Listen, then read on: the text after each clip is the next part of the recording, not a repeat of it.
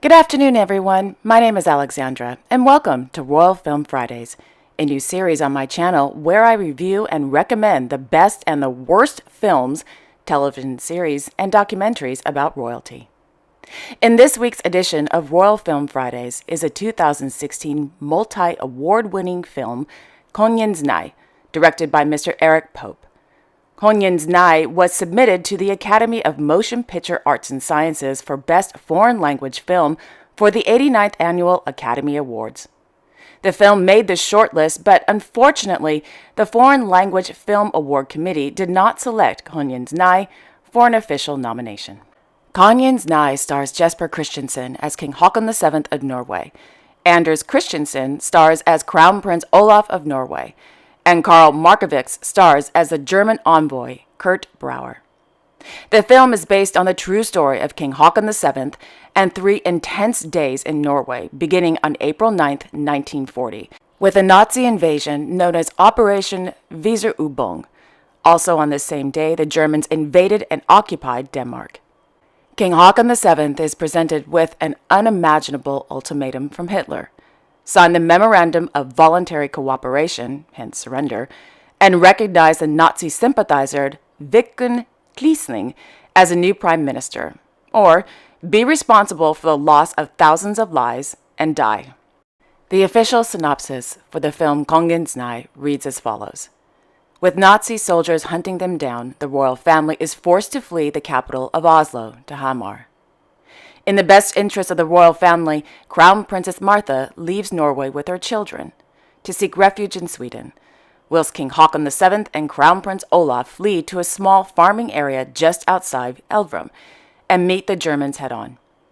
After 3 days of desperately trying to evade the Germans, King Haakon VII makes his final decision. He refuses to capitulate, even if it may cost him, his family, and many Norwegians their lives. End quote. Kongens Nei is a character-driven film where all the main characters develop as each day passes, and the experiences they have defines them for the rest of their lives. The film is not just the story of King Haakon VII and of the invasion of Norway, but is also a story of a father and a son, King Haakon VII and Crown Prince Olaf. What I enjoyed most about Kongens Nei is the way the director, Eric Pope, follows King Haakon VII throughout the film. Very up close and very personal. It is the king's subjective experience that the director depicts, and it is the king's psyche that colors the film's tone and energy. As a counterbalance to King Haakon VII's purely subjective story, the film also tells the story of the German envoy, Kurt Brauer. His story is told in depth, but it's not as subjective like King Haakon VII's. What I also liked about Kongens Nei is the opening scene. The film opens with historical footage with a short description of King Haakon VII, Queen Maud, and Crown Prince Olaf arriving in Christiania, which since 1925 has been known as Oslo. We see rare footage of Crown Prince Olaf and Crown Princess Martha on the balcony of the royal palace in Oslo after their marriage, and images of King Haakon and Queen Maud with their grandchildren, including Prince Harald of Norway. So yeah, it's a great opening scene for those who are not familiar with the history of the royal family. And in my opinion, this is a brilliant move by the director Eric Pope. Not only has he given context about the family, but he also transports his audience back in time. He really just grabs you and sucks you into that era, and I love that. Now, regarding the actors, Jesper Christensen, I should say, did an excellent job portraying King Haakon VII, as did Anders Christensen as Crown Prince Olaf. In my opinion, these two actors have wonderful chemistry, and it shows on film. Karl Markovics, who portrays the German envoy Kurt Brauer, really surprised me. He's a great actor, but what I found interesting is that he portrayed Kurt Brauer with a bit of sympathy. And I wasn't expecting that. I actually kind of felt bad for the guy when I shouldn't. I should actually just not like him, but I actually felt sorry for him. Anyway, overall, the actors did an outstanding job. So, in my opinion, A+. The director, Eric Pope. Before diving into films as a full-time career, Mr. Pope was actually a professional photographer for Reuters. Many of his assignments covered international conflicts. So with that on his resume, I believe it made a difference in several scenes, specifically in the scene when the German planes attacked Nybergsund on April 11th. the day after the king officially said Nei, which means no. Overall, Eric Pope's directing style, in my opinion, is somewhat similar to Steven Spielberg's, with a mix of David Leland, who directed one of the Band of Brothers episodes. I believe it was Baston. It was Baston. So yeah, Eric Pope, gifted director. Love his style. Okay, now on to cinematography. Cinematography, production design, and costume design. One word, meticulous. Loved it. And the musical score, hauntingly beautiful. Oh, my goodness gracious. I love the score in this film. It's so good. I can't say enough. Now, on to the script. Solid. A, for sure.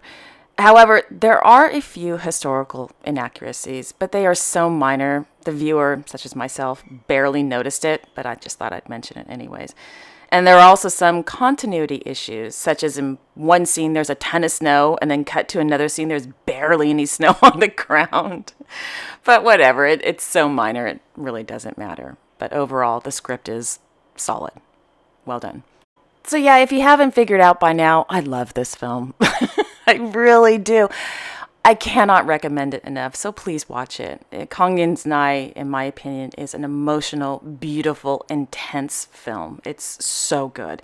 And as one film critic wrote after a screening at the Berlinale, which is a famous German film festival, he wrote, quote, Eric Pope's impressive historical epic is part chamber piece and part battle painting. At the same time, his film is an anthem to those who exhibit pride, dignity, and courage in the face of oppressive political circumstances. End quote. So a couple of fun facts about this film. In 2016, Their Royal Highnesses Crown Prince Haakon and Crown Princess Mette-Marit of Norway attended the North American premiere of Kongens Nei during the 41st Toronto Film Festival on September 9th. Prior to the film being shown to a packed crowd, the Crown Prince introduced the film with a backstory. After the film was over, the audience gave a standing ovation to the cast and director of the film. Another fun fact is Kongens Nei was also filmed inside the Royal Palace in Oslo, as well as at the Crown Prince couple's home, Skaugum. So now the question is, where to watch? Well, Kongens Nei is available on Amazon and Apple TV. In the description box below, I will leave direct links to both sites. In casting news, it was announced that Argentine actress Miss Delfina Chavez will portray Queen Maxima of the Netherlands, and Mr. Martin Lakemeyer will portray King Willem-Alexander of the Netherlands for the new series Máxima for the streaming network RTL Videoland. The series will shoot in Argentina, New York, Spain, Belgium, and the Netherlands, beginning in June 2023. Miss Rachel Van Bommel of Mill Street Films is producing, and the head writers for the series are Miss Marnie Block and Miss Ilse Ott. The 50-minute episodes will be directed by Miss Saskia Diesling, Miss Josie Duck, and Mr. Ivan Lopez Nunez. The series is based on the best-selling book Maxima Zorigeta, Motherland, by Miss Marcia Luton, and tells the life story of Queen Maxima. The official synopsis reads as follows. From the moment Maxima Zorigeta appears at the Dutch Crown Prince's side, she finds herself in the spotlight. When Willem-Alexander asks her to marry him, the past catches up with her. Heated discussion erupts about her father's political career and the Videla regime, a discussion she never faced in her own circles. What allows this Argentine to finally thrive at an old European court? And how can Maxima stay true to herself without giving up her family? Or do these things not go together? The series will run 6 50-minute episodes which kick off with a present-day storyline starting in 1999 in Sevilla, when Maxima and Willem-Alexander meet for the first time. The series will then transition into a second storyline set in the past, where we see how Maxima was prepared for the step her entire life. When the press catches wind of her relationship with the Crown Prince, the pair find themselves on a roller coaster that only slows down with the announcement of their engagement in 2001. End quote. Miss Delfina Chavez's film credits include Ringo, The Secret of the Greco Family, Rap Battlefield, and Edna, while Mr. Lakemeyer's film credits include Marie Antoinette, which can be seen on BBC Two, Sunny Boy, and Winter in Wartime. During Thursday's press announcement, Ms. Chavez said, quote, When Maxima set foot on Dutch soil, people referred to her as a derivative of two men. Who she was and what she wanted from her life were attributed by the outside world to first her father and after that her prince. I really love that the series now tells her story from her point of view." End quote. The series Maxima will be available sometime to watch in 2024. And according to the press kit that I got, it says here that the series will be in Dutch, English, and Spanish. Awesome. I look forward to watching this. It should be good. And just on a side note, I can tell you right now, Miss Delfina Chavez is a really good actress. So I think she will do a great job as the queen. Maxima.